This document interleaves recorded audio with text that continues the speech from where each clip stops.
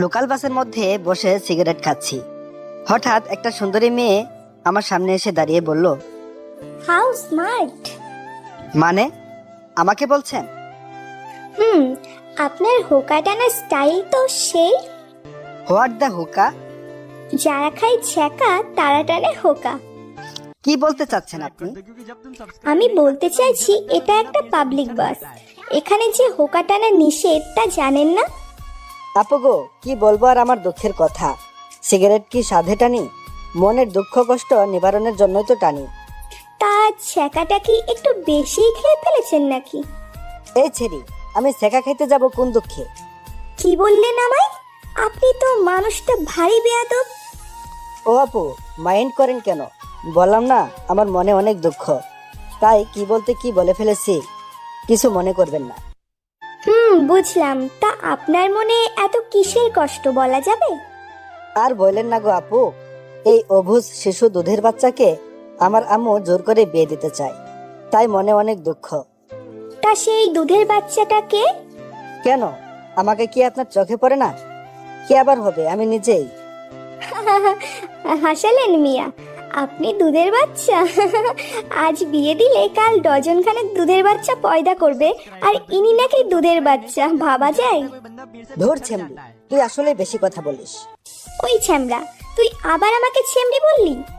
আপু গো, খেপে যাচ্ছ কেন? আমি বললাম না আমার মনে অনেক দুঃখ, তাই কি বলতে কি বলে ফেলেছি মাথায় আসছে না, সরি।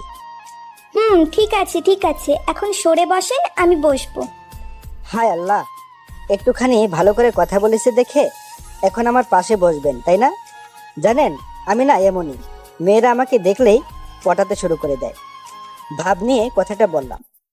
জি না মিস্টার, এটা আমার সিট, আপনি আমার সিটে বসে আছেন, এই যে দেখুন টিকিট। সো এখন সরে বসুন। নো প্রবলেম, নো প্রবলেম, আসেন বসেন। মেয়েটি বসার পরে, আচ্ছা, আপনি এই হোকাটা কবে থেকে টানেন? 24 বছর। কি? আপনার বয়স কয় বছর? 24 বছর কেন? তার মানে আপনি জন্মের পরে মায়ের পেট থেকে বের হবার পর থেকেই হোকা টানেন? আরে আমার কথাটা তো আগে শেষ করতে দিবেন নাকি? বলেন। মানে হলো, আমার জন্মের 23 বছর 11 মাস 29 দিন পরে থেকে আমি সিগারেট, মানে আপনার ভাষায় হুকা টানি। তার মানে আপনি আজকেই প্রথম খাইলেন? হ্যাঁ, ওই যে বললাম না আমার অনেক দুঃখ, এই দুধের বাচ্চাকে আমার আম্মু জোর করে বিয়ে দিতে চায়, তাই দুঃখ নিবারণের জন্য আমিও হুকার স্বাদটা নিয়ে নিলাম। হাই রে দুধের বাচ্চা রে, 24 বছরের বুড়ো নাকি দুধের বাচ্চা? একটা কথা বলি, বলেন। আপনি না অনেক দুষ্টু। এ কি, আপনি আমার নিকনেম জানলেন কি করে? মানে? মানে আমার নিকনেম হলো দুষ্টু, সকলে আমাকে দুষ্ট বলেই ডাকে। মেয়েটি আমার কথা শুনে রাগে চোখে তাকালো। মেয়েটার সাথে কথা বলতে বলতে আমার গন্তব্যস্থানে চলে আসলাম। প্রায় 2 ঘন্টা একসাথে বসে গল্প করলাম, আর মেয়েটির সাথে আমি দুষ্টুমি করলাম। শুধু যে আমি এই মেয়েটির সাথেই দুষ্টুমি করলাম তা কিন্তু নয়, আসলে আমি সবার সাথেই একটু দুষ্টুমি করি। বাসটা থেমে গেল। তাহলে আপনি থাকেন, আমি যাই। কই যাবেন? আরে আমার গ্রামে পৌঁছে গেছি, বাড়িতে যাব না। ও, তাহলে বাই। বাসের দরজার সামনে এসে মেয়েটাকে ডাক দিলাম, একটা কথা বলবো? জি বলেন। আপনি বলাতেই মেয়েটার চোখ মুখ হাস্যোজ্জ্বল হয়ে গেল। মনে করলো তাকে ভালো কোনো পদবি দেব, কিন্তু আমি। জি, আমি কি? আপনি না খুবই বাচাল টাইপের একটা মেয়ে, বলেই দিলাম দৌড়। মেয়েটা দেখলাম পিছন থেকে বলছে, কই, আমি বাচাল না, তুই বাচাল, তোর বাপ বাচাল, তোর 14 গোষ্ঠী শুদ্ধ সব বাচাল, হারামজাদা। কে শুনে কার কথা। আমি দৌড়ে বাড়িতে চলে আসলাম, কিন্তু একটা জিনিসের জন্য খুব আফসোস হচ্ছে। এত সুন্দর একটা মেয়ের সাথে এতটা পথ পাড়ি দিয়ে আসলাম, আর মেয়েটার নাম ঠিকানা কিছুই জানা হলো না। এরপর বাড়িতে এসে, কিরে বাবা, আয়সা পড়ছিস? Good boy. শোন, কালকেই কিন্তু তোর জন্য মেয়ে দেখতে যাব। আম্মু, আমি সবে বাসায় আসলাম, কোথায় খাইতে দেবে তা না করে আমার বিয়ে নিয়ে পড়লে কেন? খাইতে দেবো মানে? আগে রুমে গিয়ে ফ্রেশ হয়ে আয়, তারপর খাবি। না, আগে খাবো তারপর রুমে যাব। আমার অনেক দুঃখ, তাই দুঃখের কারণে ক্ষুধা লেগে গেছে। কি করছিস তুই? আমি আগে জানতাম দুঃখের কারণে মানুষ খাওয়া দাওয়া ছেড়ে দেয়, আর তোর ক্ষুধা লাগছে। আম্মু, শোন, দুষ্টুমি সবার সাথে করলেও আমার সাথে করতে আসিস না, কারণ ভুলে যাস না, তুই যদি দুষ্ট হোস তাহলে আমিও দুষ্টুর মা। ক্ষুধা লাগছে, এখন খাইতে দাও। খাবার টেবিলে। আম্মু, আমার বিয়েতে মামা থাকবে না, তা কি কখনো হয়? আচ্ছা আম্মু, মামা কোথায় যেন থাকে? ওই কানাডা। কি? মামা কানা? কি বলছো এসব? আগে তো জানতাম না যে মামা কানা। হারামজাদা, তোর মামা কানা হতে যাবে কেন? তোর মামা থাকে কানাডাতে। ও, তাই বলো। আমি ভাবলাম মামাকে মনে হয় সত্যি সত্যি কানা বলছো। তোরে বলি এক কথা, তুই বুঝিস আরেক কথা। ভালোভাবে কোন জিনিসটা বুঝছিস বলতো? হ্যাঁ, বুঝি না। এখন খেতে দাও তো। তারপর আম্মু আমাকে খাইয়ে দিল। খাওয়া শেষ করে রুমে এসে ফ্রেশ হয়ে শুয়ে পড়লাম, কারণ বাড়িতে আসতে আসতে সন্ধ্যা হয়ে গিয়েছিল। সকালবেলা ঘুম থেকে উঠে আমার শরীরে পানির অনুভব করলাম। ভাবলাম, এ কি, আমার ছাদটা আবার ফুটো হয়ে গেল নাকি? চোখ মেলে দেখি আম্মু হাতে বালতি নিয়ে দাঁড়িয়ে আছে। আম্মু, এই সকাল সকাল আমার ঘুম না ভাঙালে তোমার হচ্ছিল না, তাই না? ঘুম তো ভাঙতেই হবে, আজ তোর জন্য মেয়ে দেখতে যাব না? তাড়াতাড়ি উঠে রেডি হয়ে নে, আমরা বের হব। তুমি কি আমার বিয়ে দেওয়ার জন্য পাগল হয়ে গেলে নাকি? এই ভোরবেলা কি কেউ পাত্রী দেখতে যায়? ভোর পালি কোথায় তুই? ঘড়ির দিকে তাকিয়ে দেখ, কয়টা বাজে? 9:30 বেজে উঠলো, আর উনি বলছেন এখন নাকি ভোরবেলা। আমি ঘড়ির দিকে তাকিয়ে দেখি আসলে 9:30 বেজে গেছে। ধুর, তাহলে একটু আগে ডেকে দিবে না? আপনি হলেন লাশ সাহেব, এত সকালে কি আর আপনার ঘুম ভাঙ্গেন? হারামজাদা, সেই কখন থেকে ডাকছি, ওঠার কোনো নাম নেই, আর উনি বলছেন তাকে নাকি ডাকি নেই। তাড়াতাড়ি উঠে ফ্রেশ হয়ে নেন। তুমি না আম্মু, আমার সাথে যেন কেমন ভাবে কথা বলো। একটু ভালোভাবে কথা বললে কি এমন হয় বলো তো? তারপর উঠে ফ্রেশ হয়ে খাওয়া শেষ করে আম্মুর সাথে মেয়ে দেখতে চলে আসলাম। মেয়ের বাড়িতে এসে বসে আছি। সামনে অনেক রকমের খাবার রাখা আছে। তার মধ্যে আমি একটা সিঙ্গারা হাতে নিয়ে খেতে খেতে মেয়ের মাকে বললাম, আন্টি, সিঙ্গারার ভিতরে যে পেঁয়াজগুলো দিয়েছেন, ওগুলো গোল করে না কেটে যদি 3 কোণো করে কাটতেন তাহলে আরো সুস্বাদু লাগতো, আর অন্যরকম একটা টেস্ট চলে আসতো এর ভেতরে। এরপর শরবত খেয়ে বললাম, আন্টি, শরবতটা কেমন যেন তেতো তেতো লাগছে, মনে হয় আবাত্তি কাঁচা লেবু, তাই না? তবে এই শরবতের মধ্যে একটু গুড়ের সাথে চিনি বেশি করে দিলে ভালো হতো, খাইতে সেই লাগতো। আমি কথাটা বলে আম্মুর দিকে তাকালাম। দেখলাম আম্মু রাগী লুক নিয়ে আমার দিকে তাকিয়ে আছে, আর মেয়ের মা তো আমার কথা শুনে পুরাই আবুল হয়ে গেছে। পেঁয়াজ গোল করে কাটা আর 3 কোণো করে কাটতেও সিঙ্গারার স্বাদ পাল্টে যায়, এ আবার কেমন কথা? তখন আমি মনে মনে বলতে লাগলাম, মেয়ের মা মানে আমার হবু শাশুড়ি মা, তুমি জানো না আমি কেমন ছেলে। আর যদি আমার আম্মু আমার পাশে না থাকতো তাহলে শুধু সিঙ্গারা আর শরবত না, তোমার সবগুলো খাবারের স্বাদটাই পাল্টে দিতাম। আম্মু আমার দিকে রাগী ভাবে তাকিয়ে থাকার জন্য আর কিছু বললাম না, তাই নিচের দিকে তাকিয়ে রইলাম। কিছুক্ষণ পর মেয়েকে নিয়ে আসা হলো। তারপর মেয়েটি আমাকে দেখে বলল, আরে হোকাখোর আপনি! মেয়েটার কথা শুনে মুখের দিকে তাকাতেই শরবত গলায় ঢেকে বিষম খেলাম। আরে হোকাখোর আপনি! আপনি এখানে? আরে আমার দিকে এভাবে তাকিয়ে আছেন কেন? চিনতে পারছেন না নাকি? আমাদের তো কালকে বাসের মধ্যে দেখা হলো, আপনি হোকা টানছিলেন।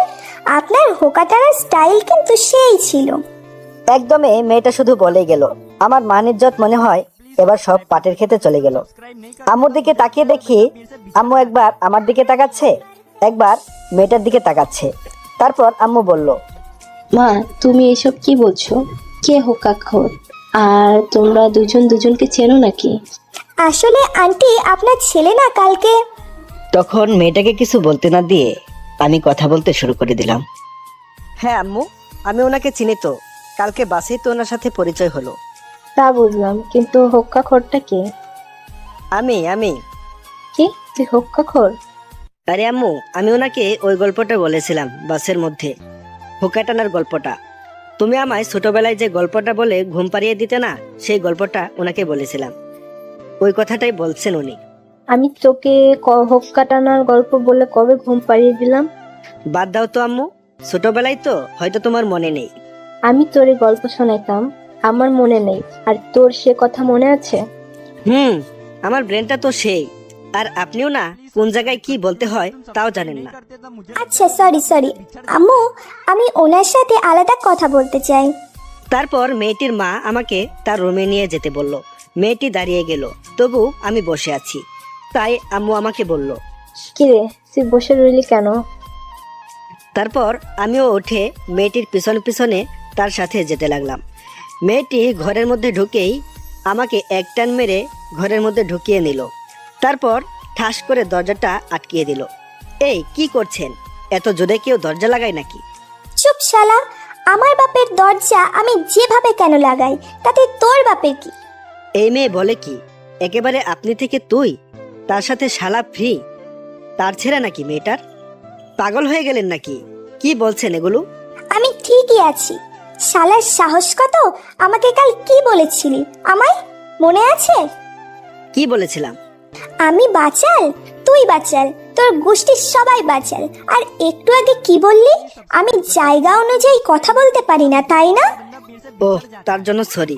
ঠিক আছে, এবারের মতো মাফ করে দিলাম। আর এখন থেকে আমার সাথে এইভাবেই কথা বলবি, মনে থাকে যেন। হুম। ছেমরি, তুমি আমাকে এখনো চেনো না। তোর বাড়িতে আসছি তার জন্য যা মন চায় তাই করছিস, তাই না? দিন আমারও আসবে। এই দিন না, আরো দিন আছে। এই দিন নিয়ে যাব সেই দিনেরও কাছে। এই তো গুড বয়। এখন বল, তুই বিয়ে করতে চাচ্ছিস না কেন? গফটপ আছে নাকি? আরে না, আমার মতো শিশু বাচ্চা ছেলে জিএফ পাবো কোথায়? থাকলেও ভুলে যা। আমায় এখন বিয়ে করবি তো? না। আমি না বলাতে মেয়েটা টেবিলের উপর থেকে একটা চাকু নিয়ে আমার গলায় ধরে। কি বললি কুত্তা? আরেকবার বল। আরে আরে, কি করছেন? লেগে যাবে তো, ছাড়ুন প্লিজ, ছাড়ুন। আমি এখনো বিয়ে করিনি। লেগে গেলে আমার বউটা বিয়ের আগেই বিধবা হয়ে যাবে। আমিও বিয়ের আগে বিধবা হতে চাই না। এখন বল, আমাকে তুই বিয়ে করবি কিনা? কথাটা বলে ছুরিটা আরো চেপে ধরলো। করব করব, এবার ছাড়ুন প্লিজ। এই তো গুড বয়। এখন নিচে চলে শোনা। আর আমাদের মধ্যে এই ঘরে যা হলো নিচে কেউ যেন জানতে না পারে। ঠিক আছে। এগুলো আমি এমনিতেই কাউকে জানাবো না। আমার সাথে এমন কেউ জীবনে করে নাই। আর তুই, আম্মু যদি এই কথাটা জানতে পারে তাহলে তো আমাকে খেপাতে খেপাতে শেষ করে দিবে। আমার মতো ছেলে একটা মেয়ের কাছে হেস্ত নাস্ত হয়েছে, ভাবা যায়? তারপর আমি দরজার কাছে আসতেই। এই দাঁড়াও। আবার কি হলো? তোমার কপালে ঘাম জমে আছে, আসো মুছে দিই। আর আমার বরটার সাথে তো পরিচয়ই হলো না। তারপর মেয়েটি তার ওড়না দিয়ে আমার কপালের ঘাম অতি আদরে মুছে দিল। মেয়েদের মন বোঝা সত্যি কঠিন। কিছুক্ষণ আগেও যেন এই মেয়েটা আমাকে তেলে বেগুনে ভেজে খাবে, আর এখন এই মেয়েটাই আমার ঘামগুলো মুছে দিচ্ছে। হায়রে মেয়ে জাতি, তোদের মন বোঝা সত্যিই কঠিন। কি ভাবছো এত? আমরা কি পরিচিত হব না? না মানে আসলে কি আমতা আমতা করছো? ওকে, আমি জান্নাতুল আরু, অনার্স প্রথম বর্ষ। তুমি আমাকে আরু বলেই ডাকতে পারো। আমি মোহাম্মদ আবির আহমেদ, সফটওয়্যার ইঞ্জিনিয়ার। আপনি আমাকে আবির বলে ডাকবেন। কেন, আমি দুষ্টু বলে ডাকলে কি সমস্যা আছে নাকি? আর তুমিও আমাকে তুমি করেই বলবে, ঠিক আছে? হুম। এখন নিচে চলো। তারপর আমি আবারও আরোর পেছনে পেছনে নিচে নেমে আসলাম। আম্মু আমার মুখের দিকে তাকিয়ে বলল। কিরে, মন মরা পড়ে আছিস কেন? আসলে আন্টি, আমার ঘরের ফ্যানটা নষ্ট তো, তাই গরমে এমন হয়েছে। ও, কিরে, বৌমাকে পছন্দ হয়েছে তোর? হ্যাঁ। আলহামদুলিল্লাহ। তারপর বিয়ের দিন তারিখ ঠিক করে আমাদের বাড়িতে চলে আসলাম। রাত 11টায় ঘুমিয়ে আছি। হঠাৎ ফোনের শব্দে ঘুমটা ভেঙে গেল। অচেনা নাম্বার। এ সময় আবার কে ফোন দিল? ফোনটা ধরলাম। আমার বাবুটা কি করে? জি আম্মু, ঘুমাচ্ছিলাম। ওই কুত্তা, আমি তোর কোন কালের আম্মু লাগি? তাহলে কি খালামণি? কুত্তা! ওই ছেড়ি, চিল্লাস কেন? পরিচয় না দিলে চিনবো কিভাবে? আমি আরু, তোর বউ। ওহো, বউ তুমি? তা আগে বলবে না? তাহলে তো আর তোমাকে আম্মু খালামণি ডাকি না। কিন্তু আমি বিয়ে করলাম কবে? বিয়ে করিস নাই করবি, সমস্যা কোথায়? কিন্তু এখন বল, আমাকে ওইগুলা বলে ডাকলি কেন? আর বলো না, আমি যখন ছোট ছিলাম তখন আমাকে আমার আম্মু আর খালামণি আদর করে বাবু বলে ডাকতো। তাই ভেবেছিলাম তুমি হয়তো আমার। চুপ কর শালা, নাম্বার দেখেও কি চিনিস না কার নাম্বার? তোমার নাম্বার তো আমার কাছে ছিল না। শালা, নিজের বউয়ের নাম্বার রাখিস না? তুই কেমন বল, আমার বোঝা হয়ে গেছে। আল্লাহ গো, তুমি যে আমার কপালে কি লিখে রাখছো। সরি বউ। চুপ, এখনই আমার নাম্বার বউ লিখে সেভ করবি। ঠিক আছে বউ, এখনই করছি। এই তো আমার বাবুটা। বাবু বলে আরো জিভায় কামড় দেয়। সরি, আমার বরটা। আচ্ছা সোনা, তুমি রাতের খাবার খেয়েছো? বউ খেয়েছি। তুমি খেয়েছো বউ? খেয়েছি। তা আমার বরটা কি দিয়ে খেলো? পান্তা ভাতের সঙ্গে আলু ভর্তা। কি আজীব, তুমি এই রাতে পান্তা ভাতের সাথে আলু ভর্তা খেয়েছো? ঠান্ডা লেগে যাবে না? তুমি কি জানো না, এখন ঠান্ডা লাগলেই মানুষজন করোনা পদবি দিয়ে দিচ্ছে। ঠান্ডা লাগলে তখন কি হবে? কি করব বলো, আম্মুরও তো বয়স হয়ে গিয়েছে, তাই না? তো আমার বয়সের সাথে পান্তা খাবার কি সম্পর্ক? ওই যে, আম্মু তো আর এখন বেশি রান্না করতে পারে না, তাই আম্মু শুধু সকালে রান্না করে। সকালে গরম খাই, দুপুরেও খাবার খাই ওইগুলাই। পরে আম্মু পানি দিয়ে রাখি, তাই রাতের বেলায় পান্তা খাই। আমি তো আর আম্মুকে কষ্ট দিতে পারি না, তাই না? ইস, আমার সোনাটা রাতে পান্তা খেতে খুব কষ্ট হয়, তাই না? আর বেশি দিন তোমার কষ্ট করতে হবে না সোনা। আমাদের বিয়ে হয়ে গেলে তোমাকে প্রতিদিন প্রতি ওয়াক্তে গরম গরম খাবার খাবো, কেমন? হ্যাঁ সোনা, এখন ঘুমাই, আমার না প্রচুর পরিমাণে ঘুম পাচ্ছে। আচ্ছা সোনা, তুমি ঘুমাও। রাত জেগে আবার ঠান্ডা লাগতে পারে তোমার। এমনিতেই তুমি পান্তা খেয়েছো। রাখি, বাই। এই শোনো না। আবার কি হলো? এই না বললে তোমার ঘুম পাচ্ছে? পাচ্ছে তো। তো আবার কি? একটা দাও না। কি দিব? ওই যে সবাই যা দেয় সেটা, ঘুমানোর আগে। সবাই কি দেয়? ওই যে কিস। ধুর, তুমিও না। আমার বুঝি লজ্জা করে না? বিয়ের পর দিব, কেমন? এখন রাখি, তুমি ঘুমাও। বলে ফোনটা কেটে দিয়ে আরো মনে মনে ভাবতে লাগলো। কি লজ্জা, ছেলেটা আসলেই একটা দুষ্টু। দুষ্টু না হলে কি কেউ এমন ভাবে চুমু চায়? দুষ্টু কোথাকার। কুত্তি, আমার সাধের ঘুমটা নষ্ট করে এখন লজ্জা পাচ্ছিস, তাই না?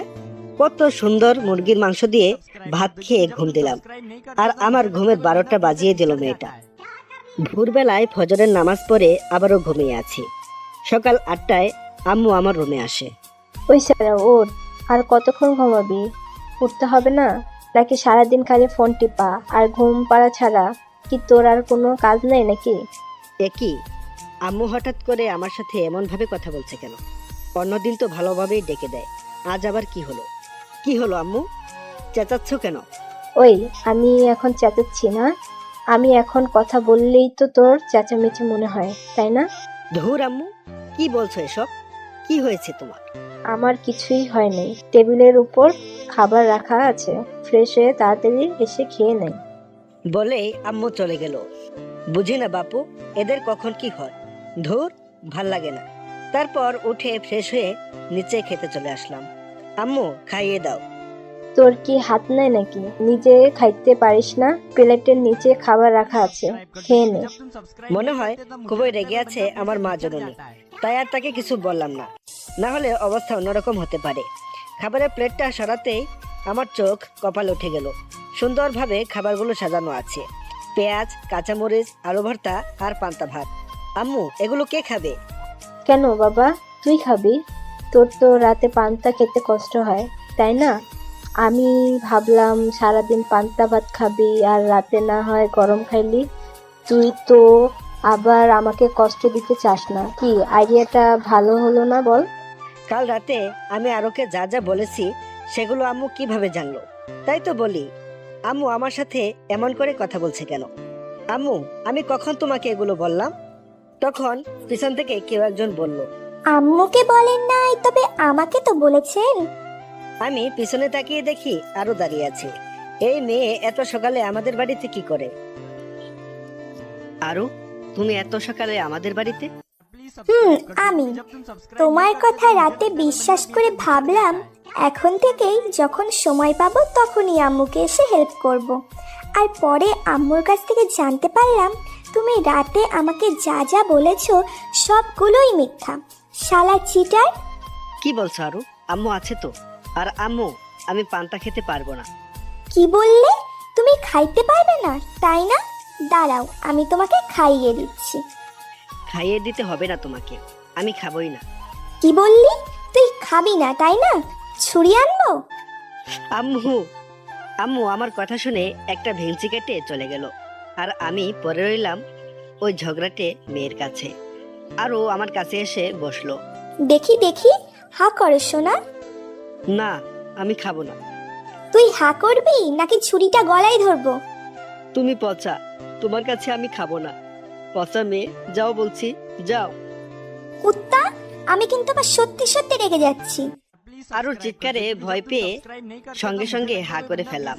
আর আরো আমার মুখের মধ্যে পান্তা ভাতের সঙ্গে আলু ভর্তা মাখিয়ে খাইয়ে দিতে লাগলো। উফ ভাই, সেই সুস্বাদু খাবারটা।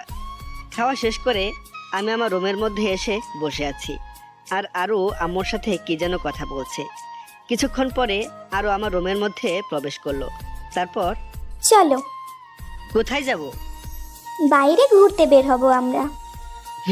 কিন্তু কোথায় যাব সেটা তো বলবে নাকি? গেলেই দেখতে পারবে। আমি আর কথা বাড়ালাম না।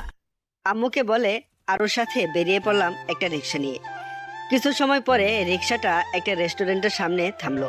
তারপর ভিতরে ঢুকে যা হলো আর যা দেখলাম তার জন্য মোটেও প্রস্তুত ছিলাম না আমি। হবু বউয়ের সাথে ঘুরতে বেরিয়েছি।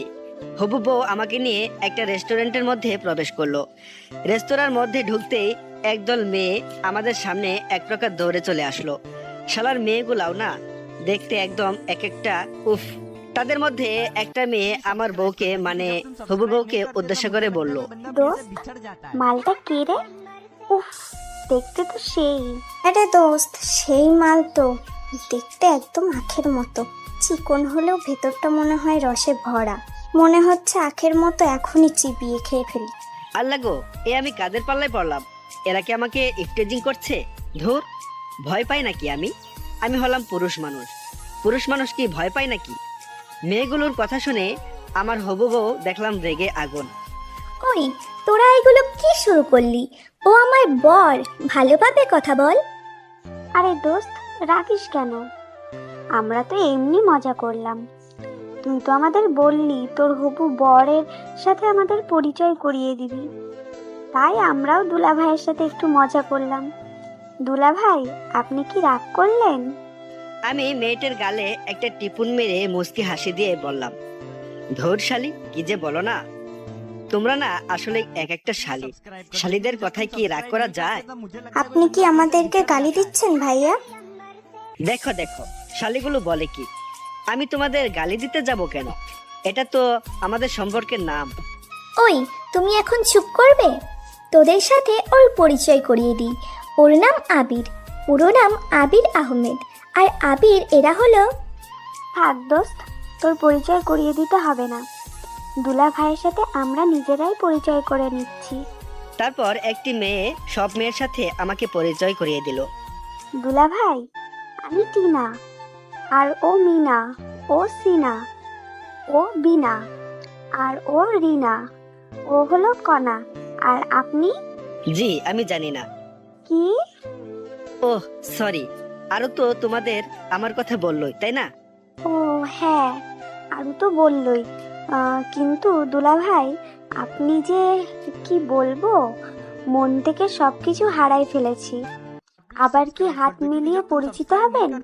না থাক, তার আর দরকার নেই। তোরা থাক, আমরা এখন আসি। কি বলছিস দোস্ত? কিছু না, খাইয়েই চলে যাবি? কত আশা করে আসছিলাম, আজ পেট পুড়ে খাবো। অন্য একদিন খাওয়াবো, এখন তোরা থাক। তখন আরো মনে মনে বলতে লাগলো, শাকচুন্নির দল, আমার বরটাকে নিয়ে টানা হ্যাচটা শুরু করে দিয়েছিস। আর আমি তোদের খাওয়াবো, তাই না? কোন দিন খাওয়াবি সেটা তো বলে যা। আমার বিয়ের দিন সবাই আসিস আর পেট পুড়ে খেয়ে যাস। বাবুর্চিকে বলে তোদের জন্য একটা এক্সট্রা টেবিল রেখে দেব। যা যা মনে চায় খেয়ে নিস। এখন বাই। বলেই আরো আমাকে টানতে টানতে বাহিরে নিয়ে আসলো। আর মেয়েগুলোকে দেখে মনে হলো শালিকারা আজ 7 দিন হলো না খেয়ে আছে, আর খাবার পেয়েও তা হারিয়ে ফেললো। বাহিরে এসে আরো আমাকে বলল, ওই কুত্তা, তুই ওদের সঙ্গে অমন গা ঘেঁষে ঘেঁষে কথা বলছিলি কেন রে? নাকি তোর চরিত্রই এমন, শালা লুজ ক্যারেক্টার? ছি ছি ছি, আরো ছি। তুমি আমাকে এই কথাটা বলতে পারলে?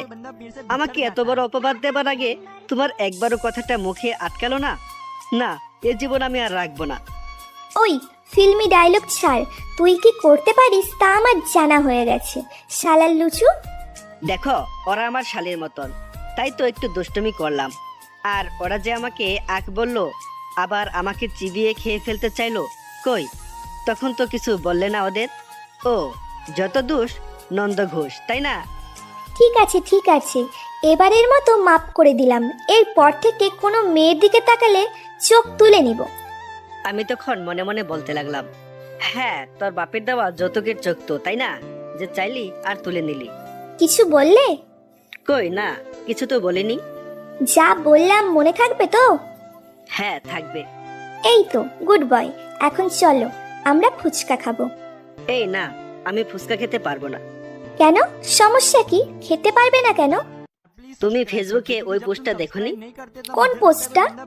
আরে, ওই যে বড় ভাই পোস্ট করেছিল না, বড় ভাই বলেছিল, মামা আপনি কি টয়লেট করার পরে সাবান দিয়ে হাত ধৌত করেন? তখন ফুচকাওয়ালা মামা বলে, না মামা, তবে টয়লেট যাওয়ার আগে ভালোভাবে হাত ধুয়ে নিই, সারাদিন মরিচের কাজ করতে হয় তো। ছি, কি বলো এগুলা? সত্যি। ফুচকা আমার সব থেকে প্রিয়। তাহলে তুমি খাও, কিন্তু আমি খেতে পারবো না। তাহলে থাক, তুমি না খেলে আমিও খাবো না, পরে একদিন খাবো। এখন তাহলে আমাকে বাড়িতে নামিয়ে দিয়ে এসো। আচ্ছা চলো তাহলে। যারা ফুচকা ভালোবাসেন প্লিজ রাগ করবেন না, এটা শুধু মজা করার জন্যই বললাম। আমাদের দেশের ফুচকাওয়ালারা শতগুণে ভালো আছে, আর আমিও ফুচকা খেতে ভালোবাসি। কিছুক্ষণ পর আরোদের বাড়ির সামনে আসলাম। তাহলে আমি এখন আসি, কেমন?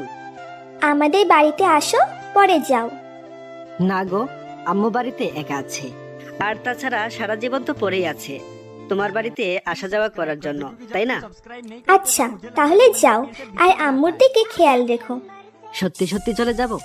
তাহলে আমাদের বাড়িতে এসো। না, যাব না, তুমি বরং আমাকে একটা ইয়ে দিয়ে দাও, আমি চলে যাই।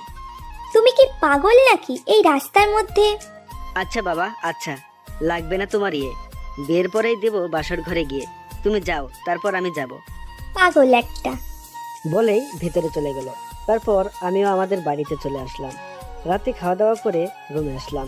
তারপর আরোকে ফোন দিলাম, কিন্তু একই, আরোর ফোন ব্যস্ত দেখাচ্ছে কেন? এত রাতে আরো কার সাথে কথা বলে? অনেকবার ফোন দিলাম, কিন্তু ওই একই কথা, ব্যস্ত আর ব্যস্ত। তাই আমিও আর ফোন দিলাম না, ঘুমিয়ে পড়লাম। হঠাৎ কিসের যেন শব্দে মাঝরাতে ঘুমটা ভেঙে গেল। রাত প্রায় 12টা ছুঁই ছুঁই। হঠাৎ কিসের যেন শব্দে ঘুমটা ভেঙে গেল। চারিদিক যেন স্তব্ধ হয়ে গেল নিমেষে।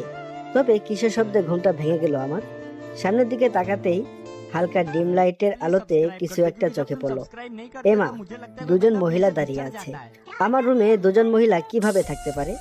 এ বাড়িতে তো শুধু আমি আর আম্মু ছাড়া আর কেউ থাকে না। তাহলে আমি যা ভাবছি, তাহলে কি তাই? ভূত নাকি? ভয়ে কিছু বলতেও পারছি না। কিছুক্ষণ পরে দেখতে পেলাম ঘরটা লাল, নীল, বেগুনি আরো অনেক রঙে রাঙিয়ে উঠল। ও মাগো, তাহলে কি এটা ভূত পেতনিদের গায়ের রং? না, আমি মরতে চাই না এই ভূতদের হাতে। কিছু একটা আমাকে করতেই হবে। কি করব? পেয়েছি। তাই শরীরে যতটা সম্ভব শক্তি আনা যায়, সব শক্তি এক জায়গায় করে দিলাম এক চিৎকার। ও মা গো, ভূত বাঁচাও! মা গো বাঁচাও! মেরে ফেললো আমায়, বাঁচাও! কেউ বাঁচাও আমাকে! আমার চিৎকার শুনে ঘরটা এমনি এমনি আলোকময় হয়ে উঠল, মানে কন্টেন্টের বাল্বটা জ্বলে উঠল। আর কে যেন দৌড়িয়ে এসে আমার মুখটা চেপে ধরলো আর বলতে লাগলো, happy birthday to you, happy birthday to you my dear Abir, happy birthday to you. আমি তো পুরাই অবাক। ঘরটার চারদিকে তাকিয়ে দেখি পুরো ঘরটা সুন্দরভাবে সাজানো। আর যে দুজন মহিলার কথা বললাম, তারা আর কেউ নয়, একজন আমার আম্মু আর একজন আমার হবু বউ আরু। আজকে আমার জন্মদিন, আর আমারই মনে ছিল না, কিন্তু আরু কিভাবে জানলো যে আজ আমার জন্মদিন? আর এই প্ল্যানটাই বা কার? কি আবির, কেমন সারপ্রাইজ দিলাম বলো? রাখো তোমার সারপ্রাইজ। আমি কতটা ভয় পেয়ে গিয়েছিলাম সেটা জানো? তখন আরো এসে আমার কানটা ধরলো।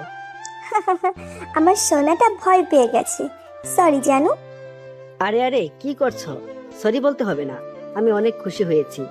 কিন্তু এত কিছু কখন করলে আর কিভাবে করলে? আমি আর আম্মু মিলে প্ল্যান করেছি। সকালে তোমাকে খাওয়ানোর পরে তুমি যখন তোমার রুমে চলে গেলে, তখন আম্মু আমাকে বললো কাল নাকি তোমার জন্মদিন। তারপর সকালের ঘটনা। মা, কি বুঝলে আমার ছেলেটা কেমন? আম্মু ভালোই, তবে অনেকটা দুষ্টু। মা, আমার ছেলেটা দুষ্টু হলো, ওর মনটা অনেক ভালো। কারোর কখনো ক্ষতিও দেখতে পারে না। গরিব দুঃখীদের সাহায্য করতে চেষ্টা করে, ওর যতটুকু সাধ্য আছে। সবার খুশিতে ও খুশি, আর সব সময় সবাইকে আনন্দ দেওয়ার চেষ্টা করে। আম্মু জানি, সেটা আমি প্রথম দিনই বুঝতে পেরেছি ওকে দেখে।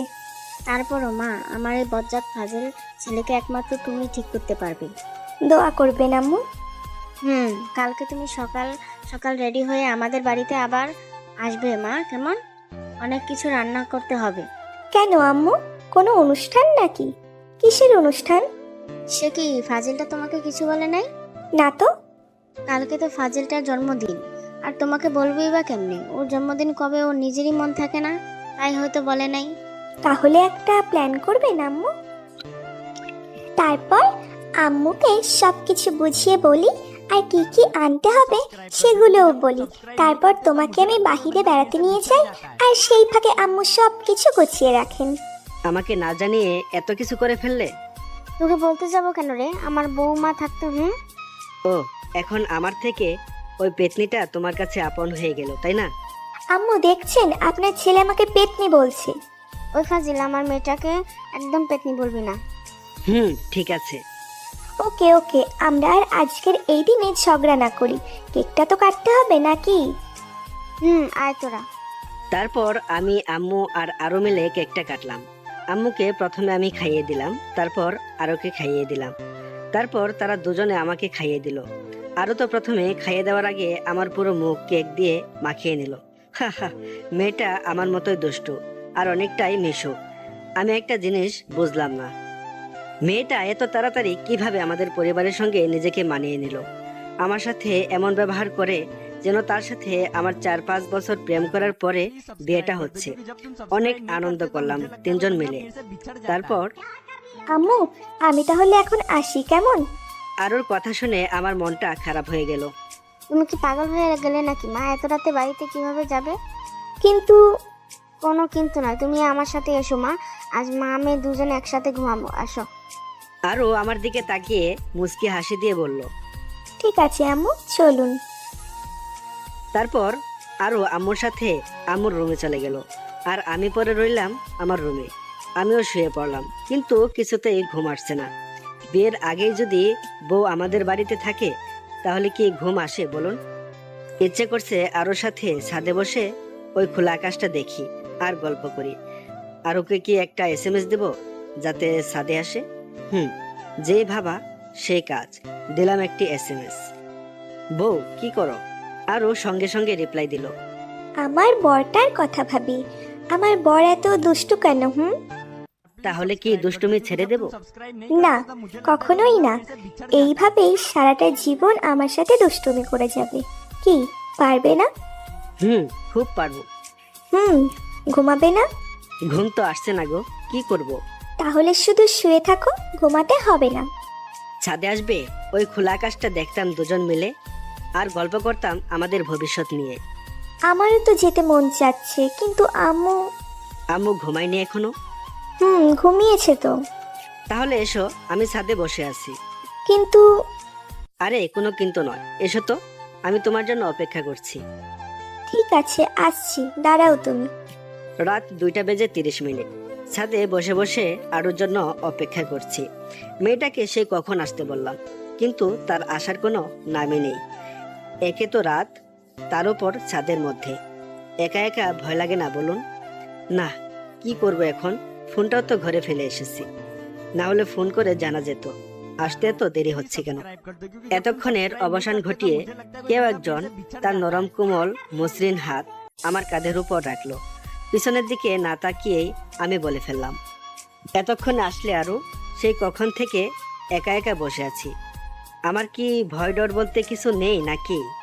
আমি তোর মা, একা একা যদি ভয়ই লাগে তাহলে এত রাতে ছাদে বসে বসে কি করিস? পিছনের দিকে তাকিয়ে দেখি এমা, এ তো সত্যি আমার আম্মু। আম্মু এখানে কি করে? আর আরোই বা আসলো না কেন? ধুর, ভাল লাগে না। আম্মু তুমি এখানে এত রাতে এখানে কি করো? আমি। তুই কি করছিস এই মধ্যরাতে ছাদের উপর? ভালো লাগছিল না, আর ঘুমও আসছিল না, তাই ছাদে এসে বসে আছি। কিন্তু তুমি এখানে আসলে কেন? আরো তো একা একা ভয় পাবে রুমের মধ্যে। আরও রুমে নেই, ওর আব্বু আর ভাইয়া এসে নিয়ে গেছে। আর ওর আম্মু অসুস্থ নাকি? কি বলছো? কখন নিয়ে গেলেন? আর ওর আম্মু অসুস্থ সেটা আমাকে একবারও জানানোর প্রয়োজন মনে করলো না? তার আগেই চলে গেল মেয়েটা। 20 মিনিট হবে, তোকে অনেকবার ফোন দিয়েছিল মেয়েটা, কিন্তু তুই ধরলি না। তাই আমি আরুকে বললাম ও হয়তো ঘুমিয়ে গেছে, তুমি তাড়াতাড়ি তোমার মায়ের কাছে যাও। আমি সকালে আবিরকে নিয়ে তোমাদের ওখানে যাব। আর আরও যাবার কিছুক্ষণ পরে আবার আমাকে ফোন দিয়ে জানালো তুই নাকি ছাদে একা একা বসে আছিস, তাই আমিও তোকে নিতে এলাম।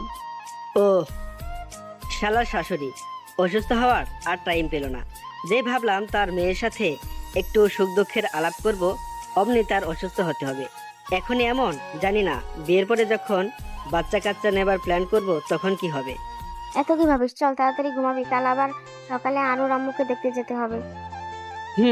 তবে আম্মু, আমার মাথাটা না অনেক ব্যথা করছে।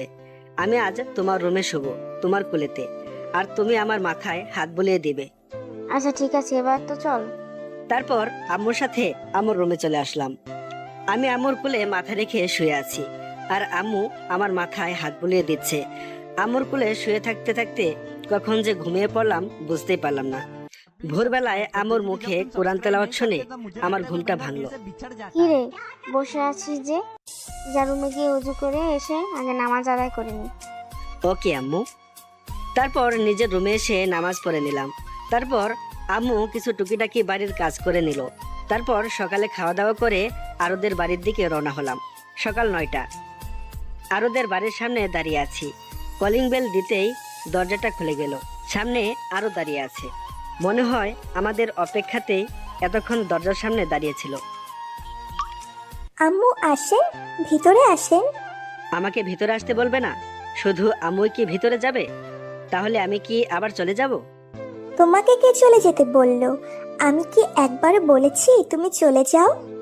তা বলনি, কিন্তু ভিতরে তো একবারও আসতে বললে না আমাকে, শুধু আম্মুকেই বললে। দেখেছেন আম্মু, আপনার ছেলে কতটা হিংসুটে, আপনাকেও হিংসা করছে। তোরা আবারও শুরু করলি? তোদের দেখছি সাপ বেঁচে সম্পর্ক, দেখা হলে ঝগড়া করিস। আমি ভাবি সারা জীবন তোরা একসাথে কিভাবে থাকবি। আম্মু, এটাকে বলে ভালোবাসা।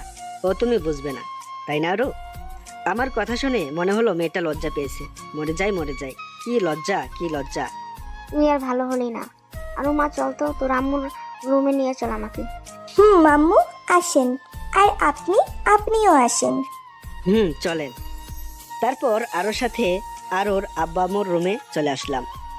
এসে দেখি একটা মহিলা, মানে আমার হবু শাশুড়ি, চিত হয়ে শুয়ে আছেন। আসসালামু আলাইকুম আপা, এখন কেমন আছেন? ওয়ালাইকুম আসসালাম আপা, এখন ভালো। আম্মা গো, আপনার কি হয়েছে আম্মা? একবার শুধু বলেন আম্মা, আপনার এই অবস্থার জন্য কে দায়ী? আপনার এমন হাল আমার দেখতে হবে আমার এই চোখ দুটো দিয়ে, তা আমি মানতে পারছি না গো আম্মা। এটা দেখার আগে আমার চোখ অন্ধ হলো না কেন? হায় আল্লাহ, কি বলতে কি বলে ফেললাম।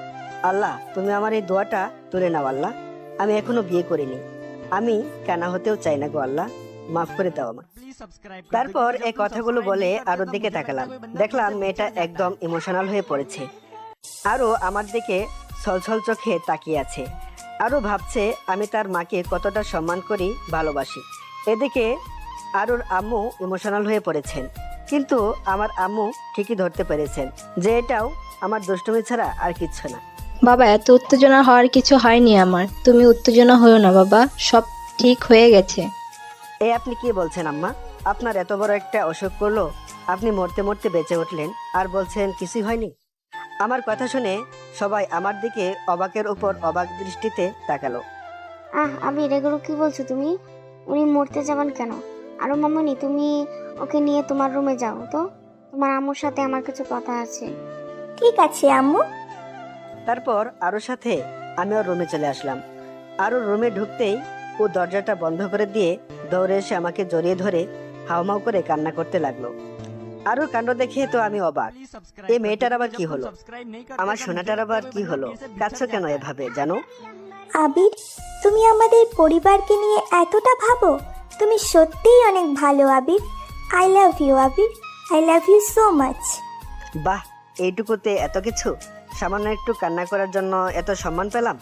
ভাবতেই কেমন যেন নিজেকে গর্বিত মনে হচ্ছে নিজের উপর। আই লাভ ইউ টু জানু। এবার তো আমাকে ছাড়ো, জামাটা তো ভিজে গেল। না, ছাড়বো না। এখন তোমার ওই গোলাপি রঙের ঠোঁট দুটো আমার দখলে নিয়ে নিব। বলেই আরও ওর মিষ্টি ঠোঁট দুটো আমার ঠোঁটের সাথে মিশিয়ে দিল। আর ওর ওই গোলাপি রঙের ঠোঁটের সাথে আমার ঠোঁট দুটো আটকে আছে। শুধু যে আটকে আছে তা বললে ভুল হবে, কারণ দুজনের রেসপন্স যেন বেড়েই চলেছে। দুজনের একজনেরও ছাড়ার কোনো নামই নেই। তার সাথে আরও ঠোঁটের সাথে আমার ঠোঁট বাড়ি খাওয়ার কারণে এক অন্যরকম শব্দের সৃষ্টি হচ্ছে। এই শব্দটার কারণে একজন আরেকজনের উপর যেন আরো মাতাল হয়ে পড়ছি। আমাদের অনুভূতি আকর্ষণ যেন ক্রমশ বৃদ্ধি পাচ্ছে। আরো ঠোঁটটা যেন আমাকে আরো তার কাছে টানছে, সাথে আরো ছাড়ার পাত্রী নয়, আরো যেন আমাকে আষ্টে পৃষ্ঠে জড়িয়ে ধরে তার রেসপন্স বাড়িয়ে তুলছে। দুজনেই ভেসে বেড়াচ্ছি অজানা এক সুখের রাজ্যে। আমাদের এই মাতাল করা মুহূর্তটার ছেদ ঘটিয়ে কে যেন দরজায় কড়া নাড়তে লাগলো। হ্যাঁ, এটা আর কেউ নয়, আমার আম্মু। আবির, আমাদের এবার যেতে হবে। আমি আরো আম্মুর ঘরে তোর জন্য অপেক্ষা করছি। আম্মুর ডাকে যেন আমাদের দুজনের হুঁশ ফিরল। তারপর আমরা একজন আরেকজনকে এক ঝটকায় ছেড়ে দিয়ে ছিটকে দুজন ঘরের দুদিকে চলে গেলাম। আরো সোজা তার বিছানার উপর গিয়ে বালিশের মধ্যে মুখ লুকিয়ে ফেললো। আর আমি দরজার সামনে গিয়ে আবার একটা বিষয় মনে করে থেমে গেলাম। আম্মু, তুমি একটু অপেক্ষা করো, আমি আসছি। আমি বিছানার কাছে আরো সামনে এসে দাঁড়ালাম। তারপর একটা হাত আরুর কাঁধের উপর রেখে আরুকে ডাকলাম। আরু। আরুর কাঁধে হাত রাখতেই ও যেন কেঁপে উঠলো। আর আমি ওর নাম ধরে ডাকতেই ও লাফ দিয়ে উঠে আমাকে আষ্টে পৃষ্ঠে জড়িয়ে ধরে আমার বুকের মধ্যে মুখ লুকিয়ে ফেললো। বুঝতে আর বাকি রইল না যে মেয়েটা প্রচুর পরিমাণে লজ্জা পেয়েছে। আমি আর ওর মাথার উপর হাত রেখে ওর ঘন কালো চুলগুলোর মধ্যে আমার আঙুলগুলো বলাতে বলাতে বললাম, আরু, এই আরু, কি হলো? মেয়েটা কিছুই বলছে না, একদম নিশ্চুপ। হয়তো কাজটা করার জন্য অনেকটা লজ্জা পেয়েছে। আমি আবারও বললাম, আমার বউটা কি লজ্জা পেয়েছে? অনেকটা। বাহ, আমার ঝগড়াটে বউটা দেখিয়ে লজ্জাও পায়। তা আরেকবার হবে নাকি বউ? তোমার ঠোঁট দুটো কিন্তু সেই পরিমাণে মিষ্টি। যা দুষ্টু, সারাদিন শুধু দুষ্টুমি না। আমার বুঝি লজ্জা করে না? এত লজ্জা কোথা থেকে পাও শুনি? আর লজ্জা পেলে হবে না তো, যা হওয়ার তা তো হয়ে গেছে। দেখি একবার আমার মুখের দিকে তাকাও তো, আমার বউটাকে এক নজর দেখে তারপর যাই। এবার আরো আমার মুখের দিকে মায়া ভরা দৃষ্টিতে তাকালো, সাথে তার চাহনিতে ভয়ের আভাটাও স্পষ্ট দেখতে পেলাম। আরো মায়া ভরা দৃষ্টিতে আমার দিকে তাকিয়ে বলল, যেতে হবে মানে? কই যাবে?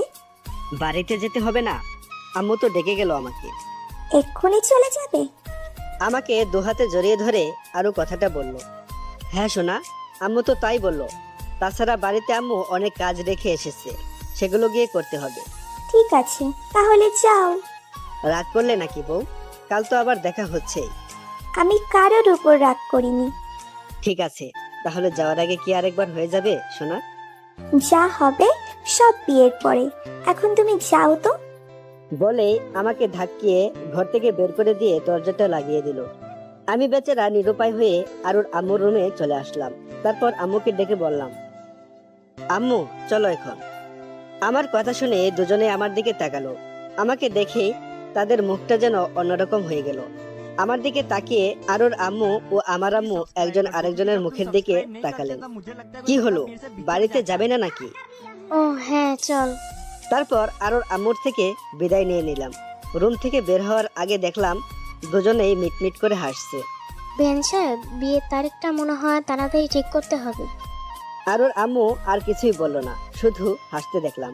পুরো রাস্তায় আম্মুর মুখে কেমন যেন হাসি হাসি ভাব দেখলাম। আম্মু, বল। তোমার কি হয়েছে বলো তো? এভাবে হাসছো কেন?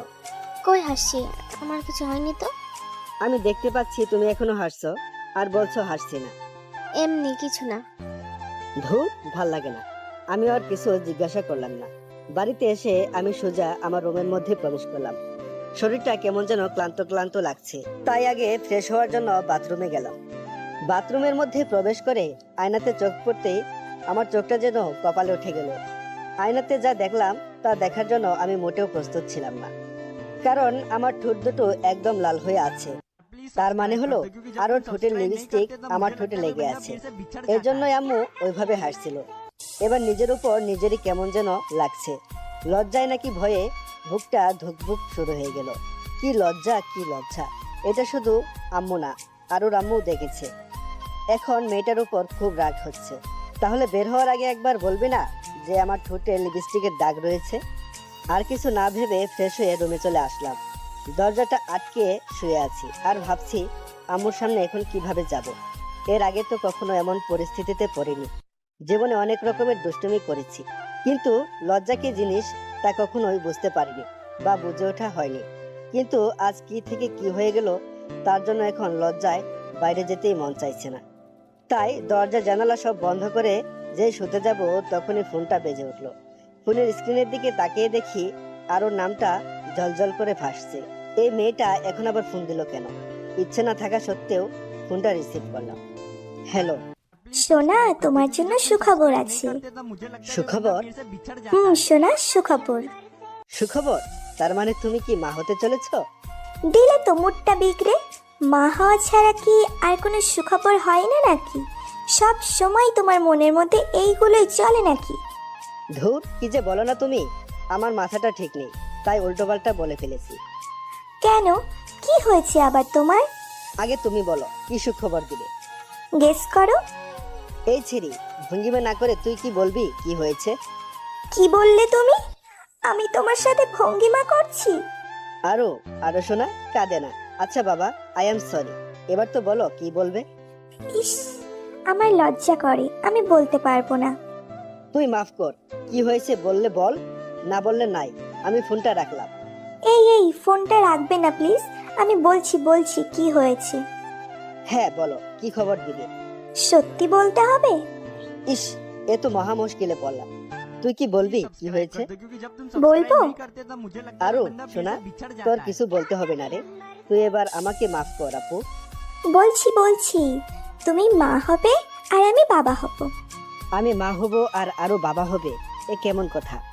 এবার দুঃখে আমার হাসি পাচ্ছে। কথাটা শুনে কিছুক্ষণের জন্য স্তব্ধ হয়ে গেলাম। আমি মা হব কিভাবে? আর যদি মা হইও, তাহলে নর্মালে তো জীবনেও কিছু হওয়ার সম্ভাবনা নেই সিজার ছাড়া। আর সিজার করতে গেলে তো ভাবতেই গা শিংড়ে উঠছে আমার। আরো গো, ও আরো শোনা, তুমি এগুলো কি বলছো? আমি মা হব মানে? ও সরি, খুব এক্সাইটেড মুডে ছিলাম তো তাই উল্টোটা বলে ফেলেছি। আসলে আমি বলতে চাইছি আমি মা হব আর তুমি বাবা। উফ, এবার যেন ধরে প্রাণটা এলো। এখন নিজেকে পুরুষ মানুষ লাগছে, কিন্তু তারপরও খটকা একটা রয়ে গেল। আমার তো এখনো বিয়েই হয়নি, আর তার সাথে আমার এখনো ফিজিক্যাল কোনো কিছু হয়নি। তাহলে আমি বাবা কিভাবে হব? তুমি এগুলো কি বলছো আরো? আমি বাবা কিভাবে হব? আমাদের তো এখনো বিয়েই হলো না। এখন না হলে কি হবে, 2 বছর পরে হবে তো নাকি? তুমি এগুলো কি বলছো? আমি কিন্তু কিছুই বুঝতে পারছি না। তুমি কি বলতে চাও একটু সহজ করে বলবে প্লিজ? আসলে কিছুক্ষণ আগে আমার শাশুড়ি মা আমার মাকে ফোন করেছিল। তাতে কি হয়েছে? আম্মু বলল সামনের সপ্তাহের 33 তারিখে নাকি আমাদের বিয়ে, তারপর বাসরাত, আর তারপরেই তুমি বাবা আর আমি মা। ও, এই কথা। তাই এই কথাটা সরাসরি বললেই তো পারতে। এত ঘোরাতে হবে কেন? তোমরা মেয়েরা এমন কেন বলো তো? সোজাসুজি একটা কথাও কি বলতে পারো না? সব কথাই ঘুরিয়ে পেঁচিয়ে বলতে হবে তোমাদের? না, পারি না। এতে তোমার কোনো সমস্যা? না, সমস্যা হতে যাবে কেন? এই দাঁড়াও, তুমি কি যেন বললে? আমাদের বিয়ে 33 তারিখে? কেমনে এটা সম্ভব? 33 হতে যাবে কেন? আমি তো বললাম 23 তারিখে। তুমি কি শুনেছো? তুমিই তো বললে তোমার মাথাটা নাকি ঠিক নেই। তাই হবে হয়তো। এইবার বলো তো তোমার কি হয়েছে? শুনবে? তাহলে শোনো। সারাদিনের ঘটে যাওয়া কথাগুলো আরোকে বললাম। আমার কথা শুনে মেয়েটা তো যাই অবস্থা। কি বলছো তুমি? সব দোষ তোমার ওই ঠোঁটের, যত সব। চুপ করো, উনি মনে হয় ধোয়া তুলসী পাতা। আর এই জন্যই তো বলি, এত তাড়াতাড়ি আমাদের বিয়ের তারিখ ঠিক করলো কেন? এখন আমি কি করব? একটা বিষয় কিন্তু ভালোই হলো, তাই না? রাগ তোর ভালো। আমার ইজ্জতের ফেলুদা বানিয়ে এখন বলছিস ভালো হইলো? আমি কিছু বলতে যাব তখনই আম্মুর ডাক পড়লো। আবির, আবির, টেবিলে খাবার দিয়েছি, খেয়ে যা। আসছি আম্মু। আরো আম্মু ডাকছে, তোমার সাথে পরে কথা বলি। ঠিক আছে, সাবধানে। আর আম্মু ওই বিষয়ে কিছু জিজ্ঞেস করলে তুমি বলবে ওইটা আইসক্রিমের রং ছিল, তুমি আমার রুমে আইসক্রিম খাচ্ছিলে। ধুর, কি বলো এসব? আম্মু ওইসব বিষয়ে তাই কিছু জিজ্ঞেস করবে নাকি? বাট তোমার ঠোঁটটা কিন্তু আইসক্রিমের থেকে কম না। যেমন নরম তেমন কোমল, বেশ ঠান্ডা, আর সাথে রং তো আছে। ধুর শালা, ফোন রাখ, সব সময় শুধু দুষ্টুমি না? বলে আরো ফোনটা কেটে দিল। কেমন মেয়ে বাবা, ওর কথা বাদ দে, যাই আগে খেয়ে আসি। পেটটা কেমন খোদায় চুচু করছে। লজ্জা শরমের মাথা খেয়ে খেতে চলে আসলাম। পুরুষ মানুষের কি এত লজ্জা পেলে চলে? খাবার টেবিলে বসতেই আম্মু যা বলল তা শুনে তো আমি অবাক। কালকেই তোমার বিয়ে। আরও রাম্মুর সাথে কথা বললাম, ওনার কোনো আপত্তি নেই। কাল সারাদিন বাসাতেই থাকবি, কোথাও যাবি না। আম্মুর কথা শুনে কিছুক্ষণ আম্মুর মুখের দিকে তাকিয়ে রইলাম, তারপর বললাম, কালকে বিয়ে মানে কি? কি বলছো আম্মু? কালকে বিয়ে কিভাবে সম্ভব? কেন সম্ভব না? এখনো বিয়ের কোনো গোছগাছ কিছুই হলো না, তাহলে কাল কিভাবে বিয়েটা হয়? তাছাড়া আমার বন্ধু বান্ধবদেরও তো বলতে হবে, আর আত্মীয় স্বজন তো আছেই, ওদের বলতে হবে না? বিয়েটা কাল সন্ধ্যার দিকে হবে। তোমার বন্ধু বান্ধবদের যদি বলতে হয় তাহলে বলো সমস্যা কোথায়। আর গোছগাছ নিয়ে তোমার কোনো চিন্তা করতে হবে না। ফয়সাল আর রাফিকে বলে রেখেছি, ওরা কাল সকালেই চলে আসবে, আর আসার সময় বিয়ের সবকিছু কিনে নিয়ে আসবে। আগে বিয়েটা হয়ে যাক, তারপর একদিন অনুষ্ঠান করে সব আত্মীয় স্বজনদের দাওয়াত করে আনলেই হবে। কিন্তু আম্মু।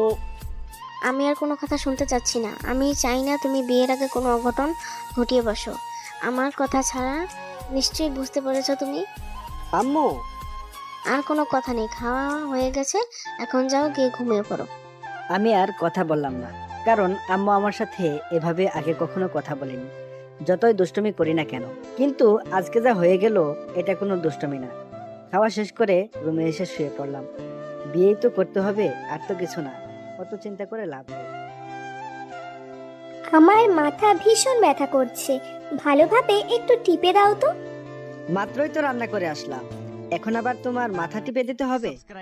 ওই কুত্তা, তোরে কি বললাম, কানে যাচ্ছে না? বললাম না আমার মাথা ব্যথা করছে, মাথা টিপে দে তাড়াতাড়ি। আরে শোনা, রাগ করো কেন? আমি তো তোমার সাথে মজা করলাম। এই তো এক্ষুনি তোমার মাথা টিপে দিচ্ছি। দাও। তারপর আরুর মাথা টিপে দিলাম। সবেমাত্র রান্না করে এসে একটু বসতে যাব, আর অমনি নাকি ওর মাথাটা ধরে গেল। বিয়ে করে বিয়ের পর থেকে একটা দিনও শান্তি পেলাম না। হয়েছে, দেখো তো, বাবু মনে হয় টয়লেট করেছে, যাও ওগুলো পরিষ্কার করে এসো। বউ, যাচ্ছি। তবে 20টা টাকা দিবে, দরকার ছিল। 20 টাকা? ইস, এত টাকা দিয়ে কি করবা? হ্যাঁ, আসলে একটু স্টলে যেতাম চা খাওয়ার জন্য। অনেক দিন হলো তো, আমার কাছে কোনো টাকা নেই। যদি দিতে খুবই উপকার হতো আমার। ঠিক আছে ঠিক আছে, আগে যাও, বাবুর টয়লেট পরিষ্কার করে আসো, তারপর দিব। ঠিক আছে বউ, আমি এক্ষুনি যাচ্ছি, একটু পর। বউ, হয়ে গেছে। এই তো, গুড বয়। এখন টাকাটা দাও। কিসের টাকা? তুমি না বললে বাবুর টয়লেট পরিষ্কার করলে আমাকে 20 টাকা দিবে? তাহলে? ছি আবির, কি বলছো তুমি? নিজের সন্তানের টয়লেট পরিষ্কার করার জন্য টাকা নেবে? ছি আবির, ছি। আমি থাক, আর আমি করতে হবে না। এই নাও তোমার 20 টাকা। ধন্যবাদ বউ। আজ কতদিন পরে যে হাতে টাকা পেলাম তা ঠিক মনে নেই।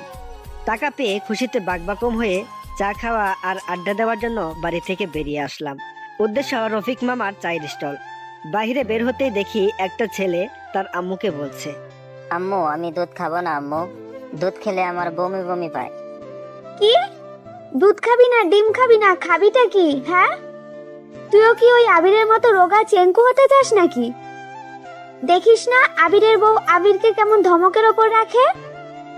আর যদি আবির একটু স্বাস্থ্যবান হতো তাহলে কি ওর বউ ওকে অত ধমকাতে পারতো? বল, তুই কি চাস তোর বিয়ের পরে তোর বউ তোকে এমন ধমকের ওপর রাখুক? না আম্মু, তাহলে আবিরের মতো না হতে হলে কি করতে হবে? দুধ ডিম খেতে হবে। এই তো গুড বয়। আম্মু, আমি যদি দুধ ডিম খাই তাহলে আমার বউ আমাকে বকবে না তো? না বাবা, বকবে না। এই যে গুঁড়ো দুধ কিনে নিয়ে যাচ্ছি, এটা বাড়িতে নিয়ে গিয়েই খেতে হবে কিন্তু। ঠিক আছে আম্মু। আম্মু, হাতের তালুতে একটু দুধ দাও না, চেটে চেটে খাই। তাদের মা ছেলের কথা শুনে মনে হলো আমার বুকের বাঁ পাশে হৃদয়টা ঘুরতে ঘুরতে ডান পাশে চলে আসছে। এই ব্যথাটা আর সহ্য করতে পারলাম না। বুকের ভিতরে চিনচিন ব্যথাটা বাড়তে লাগলো। না, এর প্রতিশোধ আমাকে নিতেই হবে। তাই তাদের সামনে গিয়ে দাঁড়ালাম। আমাকে দেখে ছেলেটা বলল, আম্মু আম্মু, দেখো যে ভাইয়াটা প্রতিদিন তার বউয়ের হাতে মার খায় না, সেই ভাইয়াটা। ভাইয়া ভাইয়া, একটা অটোগ্রাফ দিন না, আসুন আমরা একটা সেলফি তুলি। এতক্ষণ যা হলো তা মুখ বুজে সহ্য করা গেল, কিন্তু এই কথাটা আর নিতে পারলাম না। আমি একটু চিকন বলে কি সবাই আমাকে নিয়ে উপহাস করবে নাকি? বউ আমাকে দিয়ে রান্না করাবে, টয়লেট পরিষ্কার করাবে নাকি? ঘরের বউ কথায় কথায় বকবে, ঝাড়ির উপর রাখবে নাকি? বউ বকলে এক কথা, কিন্তু বাহিরের লোক, তাও আবার একটা পিচ্ছি। না, আর নিতে পারলাম না। জোরে একটা চিৎকার করে ছেলে ও ছেলের মাকে দিতে লাগলাম ঘুষি, আর বলতে লাগলাম, না, তোদেরকে আজ আমি ছাড়বো না। মা ও ছেলেকে আচ্ছা মতো দিলাম। ছেলের নাকের উপর মেরে নাকটা ফাটিয়ে দিলাম। নাক দিয়ে ঝিমঝুম করে রক্ত পড়তে লাগলো। ছেলের মা তা দেখে আমার চুলের মুঠো ধরে এগালে ওগালে দিতে লাগলো। হঠাৎ চোখের উপর মনে হয় রক্ত পড়তে লাগলো। রক্তটা মুছে চোখটা খুলে তাকিয়ে যা দেখলাম, তা দেখার জন্য আমি মোটেও প্রস্তুত ছিলাম না। চোখটা খুলে তাকিয়ে দেখি মা আর ওই ছেলেটা নেই। আমার সামনে দাঁড়িয়ে আছে রাফি আর ফয়সাল, আমার চাচাতো ভাই ও মামাতো ভাই। ফয়সালের নাক দিয়ে সমানে রক্ত পড়ছে, আর রাফির হাতটা দেখা হয়ে আছে। আমি এগুলো দেখে তাদের দিকে করুণ দৃষ্টিতে তাকিয়ে বললাম, রাফি ভাই তোরা, আর আমি এখানে কেন? আর তোদের এমন অবস্থা কেন? শালা বেয়াদব, এতক্ষণ থাপড়েয়া শালা, এখন বলছিস আমাদের এমন অবস্থা কেন? ফয়সাল, সম্মান দিয়ে কথা বলো। আমি তোমার থেকে 9 বছরের বড়, সে কথা কি মনে আছে? তোর সম্মানের মায়েরে বাপ, আমাদের কি অবস্থা করেছিস সেটা একবার চোখ খুলে ভালোভাবে দেখ। দেখ ভাই, আমি তো আর এগুলো ইচ্ছে করে করিনি, তাই না? রাগ তোর ইচ্ছে শালা লুচ্চা। তোর জীবনে বিয়ে হবে না, আর বিয়ে হলেও জীবনের সুখ কি জিনিস তা চোখে দেখবি না। তোর বউ তোকে দিয়ে কাপড় কাচাবে, বাসন মাজাবে, ঘর ঝাড়ু দেয়াবে, টয়লেট পরিষ্কার করাবে, বাচ্চা কাচ্চা হলে তাদের তেনা কাথা দোয়াবে। তোর বউ তোকে দিয়ে পাও টিপাবে, আর পা টিপায় যদি এদিক সেদিক হয় না তাহলে উষ্টা মেরে ফেলে দিবে। না ভাই না, আর বলিস না ভাই। তোদের কথা তোরা ফিরিয়ে নে ভাই। আমি এত কিছু যে সহ্য করতে পারবো না। প্লিজ ভাই, তোরা আমার ধর্মের ভাই। না না, তোরা আমার মামাতো চাচাতো ভাই। ফিরিয়ে নে ভাই, প্লিজ প্লিজ। আচ্ছা যা, ফিরিয়ে নিলাম। এখন গুনে গুনে 15,000 টাকা দে। কি, তোদের বদদোয়ার দাম 15,000 টাকা? ভাই, তোরা একটা বদদোয়ার দোকান খুললে তো পারিস, এতদিনে কোটিপতি হয়ে যেতি। বদদোয়ার টাকা হতে যাবে কেন? তোর বিয়ের যে জিনিসগুলো কিনে আনলাম সেটার টাকা দে। তুই যে কিপটে শালা, তুই দিবি বদদোয়ার টাকা? হা হা হা। ও, এই কথা। যা, টাকা দিবনি, বাকি রইলো। বিয়ের 15 দিন পরে নিস, হালখাতা করবনি। টাকার সাথে বিরিয়ানি ফ্রি। কি ভাইয়া, সত্যি সত্যি কি আমাদের বিরিয়ানি খাওয়াবে? ভাই, সত্যি সত্যি খাওয়াবো। শালা ফকিরের দল, এতক্ষণ যাতা বলে গালি দিচ্ছিলি, আর খাওয়ার কথা শুনে তুই থেকে তুমি হয়ে গেলাম। আর আমি তো জানি আম্মু তোদেরকে এসব কেনার জন্য টাকা দিয়েছে। আমার সাথে চালাকি করা না বাচ্চা ধনেরা, তোমাদের জালে তোমাদেরকেই ফাঁসালাম। ধন্যবাদ ভাইয়া, এইগুলো নাও আর তাড়াতাড়ি ফ্রেশ হয়ে রেডি হয়ে নাও। বড় আম্মুর অর্ডার সেই কখন আমাদেরকে পাঠিয়েছে, আর তোমার পাত্তাই নেই। ফুপুমণি যখন তখন আসতে পারে, তাড়াতাড়ি রেডি হও, আমাদের আবার বেরোতে হবে। তোরাও যা, তোরাও রেডি হ, আমি আসছি এক্ষুনি। তারপর ওরা চলে গেল। আমি ফ্লোরের উপর বসে গভীর ধ্যানে আচ্ছন্ন হলাম। তাহলে আমার সাথে যা যা ঘটলো সবই স্বপ্ন ছিল। উফ, খুব বাঁচা বেঁচে গেছি। কিন্তু বিয়ের পরে কি ওইসব সত্যি সত্যি হবে নাকি আমার সাথে? না, ভাবতে গাটা কেমন যেন কাটা দিয়ে উঠছে। সবকিছু কেমন মাথার উপর দিয়ে যাচ্ছে, আর কিছুই যেন ভাবতে পারছি না। ভাবনার ছেদকে ভেদ করে আম্মুর ডাক শুনতে পেলাম। কি রে আবির, তোর কি হলো? আরুর আম্মু ফোন দিয়েছিল, আমাদের তাড়াতাড়ি যেতে বলছে। এই তো আম্মু, প্রায় শেষের দিকে। তোমরা 5 মিনিট দাঁড়াও, আমি 20 মিনিটে আসছি। তাড়াতাড়ি আয়। এই তো আম্মু, হয়ে গেছে। রেডি হয়ে রুম থেকে বেরিয়ে দেখি দুইটা পেতনি আমার সামনে দাঁড়িয়ে আছে। আমার দুইটা মামাতো বোন ঝিম আর জ্যোতি। তাদের সাথে বসে কিছুক্ষণ দুষ্টামি করলাম। তারপর আম্মু আসলো। তারপর সবাই বের হয়ে গেলাম আরোদের বাড়ির উদ্দেশ্যে। আর কি জন্য তাদের বাড়িতে যাওয়া তা নিশ্চয় সবার অজানা নয়। আরোদের বাড়িতে ঢুকতেই একদল মেয়ে এসে আমাদের পথ আগলে দাঁড়ালো। আর তারপর যা হওয়ার তাই হলো।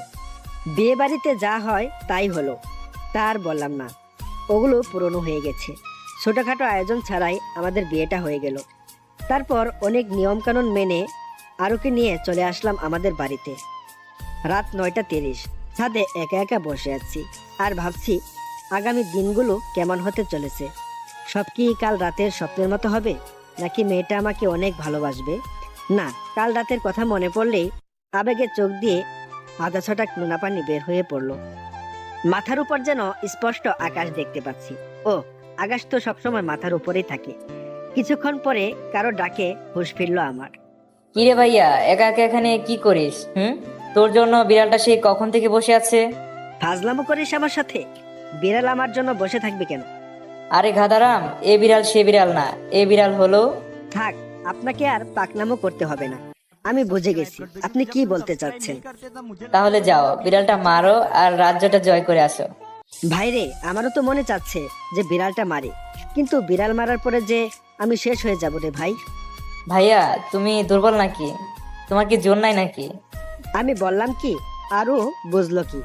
এমনি কি বলি, আজকালকার পোলাপান জন্মের পর থেকে এক একটা পিস হয়। আমি ভাবছি পা টেপা, বাসন মাজা, টয়লেট পরিষ্কার করার কথা, আর ও কত দূর চলে গেছে। আগে যখন আমরা ওগুলোর বিজ্ঞাপন দেখতাম তখন ভাবতাম বেলুনের বিজ্ঞাপন, আর এখনকার পোলাপান প্যান্থারের নাম শুনলে চিতাবাঘ মনে করে না, অন্য কিছুই মনে করে। হাইরে যোগ, এদের সকলকে এক একটা নোবেল দেওয়া উচিত। আমি ওর দিকে রাগীভাবে তাকাতেই ও দৌড়ে চলে গেল। বাসর ঘরে বসে আছে আরো। আমি ধীরে ধীরে এগোতে লাগলাম বাসর ঘরের দিকে। বিড়ালটা মারলে আমার খেলা শেষ, সব রাজত্ব চলে যাবে আরোর কাছে। যে আমি কোনো কিছুতেই ভয় পেতাম না, সেই আমি যেন ভয়ে ভয়ে এক পা দুপা করে এগোচ্ছি বাসর ঘরের দিকে। বারবার শুধু রাতের স্বপ্নটার কথাই মনে হচ্ছে। স্বপ্নটা কি সত্যি হতে চলেছে? না না, ভয় পেলে চলবে না। পুরুষ মানুষের আবার কিসের ভয়? হাঁটতে হাঁটতে আমার রুমের দরজার কাছে চলে আসলাম। যে দরজাটা ধাক্কা দিতে যাব তখনই বুকটা ধুকধুক করে উঠল। ধুর, পুরুষ মানুষেরা তো ভয় পেলে চলে নাকি? বুকে 3 কেজি সাহস জুগিয়ে এক ধাক্কায় দরজাটা খুলে ফেললাম। ভিতরে ঢুকে তো আমি অবাক। আরও মাথায় এক হাতে ঘুমটা টেনে নিচের দিকে তাকিয়ে বসে আছে। আমি যে রুমের মধ্যে প্রবেশ করেছি সেটা আরও ঠিক বুঝতে পেরেছে। ভয়ে ভয়ে খাটের কাছে গিয়ে দাঁড়ালাম। আরও সামনে গিয়ে দাঁড়াতে মেয়েটি আমাকে অবাক করে দিয়ে বসা থেকে উঠে এসে আমার পা দুটো ছুঁয়ে সালাম করে জিজ্ঞেস করলো, আসসালামু আলাইকুম, কেমন আছেন আপনি? ওয়ালাইকুম আসসালাম, আলহামদুলিল্লাহ ভালো। তুমি কেমন আছো? জি আলহামদুলিল্লাহ, আমিও ভালো আছি। আপনার কি অজু আছে? হ্যাঁ আছে, তোমার আছে? জি আমারও আছে। তাহলে চলুন 2 রাকাত নামাজ আদায় করে নিই দুজনে। হ্যাঁ চলো। তারপর দুজন একসাথে নামাজ আদায় করে নিলাম। নামাজ শেষ করে আরো গিয়ে আবারও ঘুমটা টেনে খাটের উপর গিয়ে বসলো। আর এদিকে আমি ভাবছি এখন কি হতে চলেছে। আরও কেমন যেন আমাকে আপনি আপনি বলে ডাকছে। যে মেয়েটা আমাকে তুই করে ডাকতো সে এখন আপনি বলে ডাকছে। বিষয়টা কেমন যেন সুবিধাজনক মনে হলো না। এত শত না ভেবে আমিও খাটের উপর গিয়ে আরো সামনে বসে পড়লাম। তারপর ধীরে ধীরে ওর মুখের উপর থেকে ঘুমটাটা সরালাম। এই প্রথম বাসর ঘরের মধ্যে আরোকে দেখলাম। একদম পরি যেন আমার সামনে এসে বসে আছে। ওর দিকে এভাবে তাকিয়ে থাকতে দেখে ও বলল, কি দেখেন অমন করে? পরি। কি? না কিছু না। আচ্ছা তুমি আমাকে আপনি বলে ডাকছো কেন? আপনি তো আমার স্বামী। ভাবি বলেছেন স্বামীকে নাকি আপনি বলে ডাকতে হয়। তা তোমার ভাবি কি তোমার ভাইয়াকে আপনি বলে ডাকে? কই না তো, ভাবি তো ভাইয়াকে তুমি বলেই ডাকে। তাহলে তুমি কেন আপনি বলে ডাকছো? তাই তো। আমরা এই বিষয়ে আর কথা না বলি, চলো বিড়াল মারার কাজটা সেরেই ফেলি। চলো। আমি আরুকে আর কিছু বলতে না দিয়ে ওর চুলে নাক ঘষতে শুরু করলাম। নাক ডুবিয়ে ওর চুলের সুবাস নিতে লাগলাম। ও বারবার কেঁপে উঠছিল। ওর পিঠের দিকে ঘাড়ের মাঝ বরাবর চুমু দিলাম। ওর হাতের ভাঁজে নিজের হাতটি রাখলাম। ওর লজ্জাত্মক শিহরণ আমাকে মাতাল করে তুলছে। ওর সারা শরীরে পাগলের মতো করে ভালোবাসার পরশ এঁকে দিতে লাগলাম। পরে ওকে কুলে তুলে নিলাম। পাগলিটা লজ্জায় একেবারে লাল হয়ে গেল। ওকে বিছানার উপর আস্তে করে শুইয়ে দিলাম। ওর চোখের দিকে তাকালাম, যেখানে লেখা ছিল, তুমি আমাকে সুখের শেষ ঠিকানাটা দেখিয়ে দাও।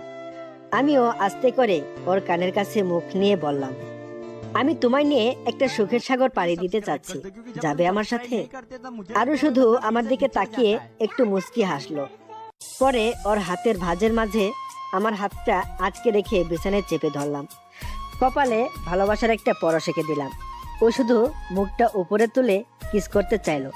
পরে ওর গলায় একটা চুমু দিয়ে দুজনে চলে গেলাম স্বামী আর স্ত্রীর সবচেয়ে ঘনিষ্ঠ সম্পর্কের মাঝে। সেই সুখের রাজ্যে যাওয়ার সময় কখন যে আরোর হাতটা ছেড়ে দিয়েছি আমার খেয়াল নেই। আরও তার দুই হাত দিয়ে আমাকে আষ্টে পৃষ্ঠে জড়িয়ে ধরে কিস করছিল আর চোখ দিয়ে পানি পড়ছিল। আমি জানি এটা যেমন ওর কষ্টের তেমন আনন্দেরও। আমার পিঠের কয়েকটা জায়গায় ওর বড় নখগুলো দিয়ে আশ্রয় দিয়েছে। তাতে কি, ওর ভালোবাসার কাছে সামান্য নখের আছর কিছুই না। দুজনে শুয়ে আছি, দুজনের কারো গায়েই কাপড় নেই।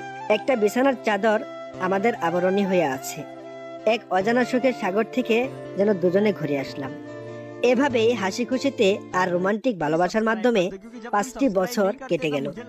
আমাদের একটা ফুটফুটে মেয়ে হয়েছে। ওর নাম রেখেছি আলিয়া।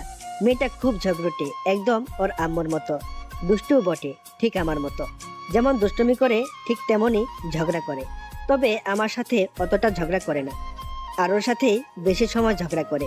মা মেয়ের ঝগড়া দেখি আর সেই লেভেলের হাসি, একদম প্রাণ খুলে হাসি। আম্মু কি করো? দেখছিস না কি করছি?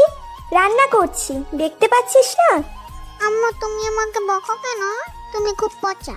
হ্যাঁ, আমি তো পচাই। এই বাড়িতে তো শুধু তুই আর তোর আব্বু ভালো, তাই না? হ্যাঁ, আব্বু তো ভালোই। আব্বু আমাকে চকলেট কিনে দেয়।